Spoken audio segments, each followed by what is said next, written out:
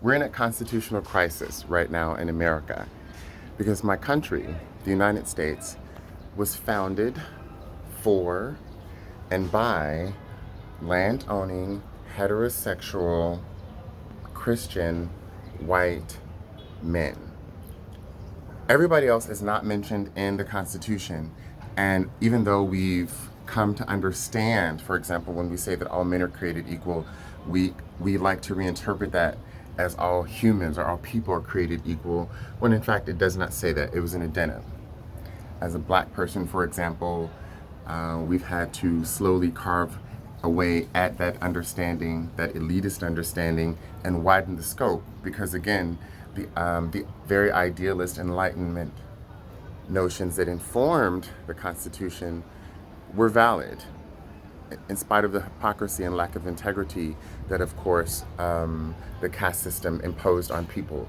And that's where whiteness is so complete because even though they were espousing religious freedom, we have become, and white evangelicals have heralded the way, and one of the most intolerant religious regimes in the world. The most intolerant regimes in the world. And landowners, it meant we're now in a position where we have the most unfair, extreme, and disgusting income inequality. So certainly these laws were made for and by those with cash, land, resources. Now, when this comes to the idea of what a democracy is, clearly this ain't it. And so the question becomes, how do we get at that, right?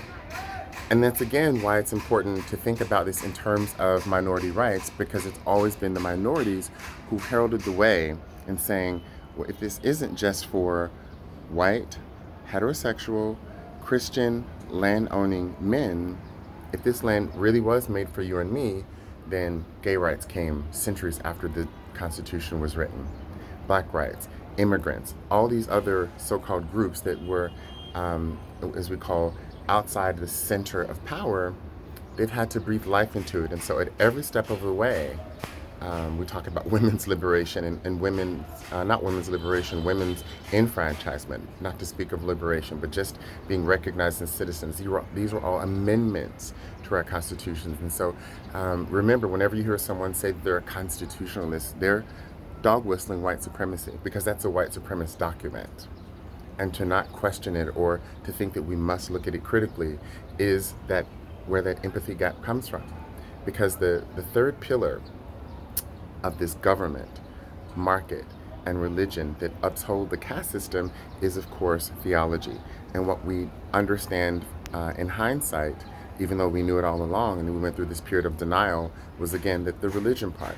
White Christianity, as much research is shown today, has so greatly de-emphasized the collective and so greatly emphasized the individual from enlightenment, extracted it, that it's disconnected from the idea of a collective, such that even genuinely white people are not even accustomed to hearing themselves spoken about as a group, as a people, okay?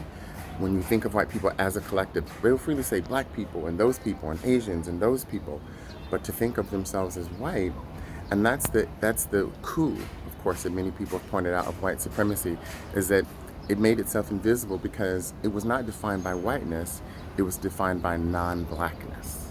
Non-blackness. So we had the one-drop rule, for example, in the United States. And all those laws, if you look in our Constitution, they don't talk about whiteness and white people.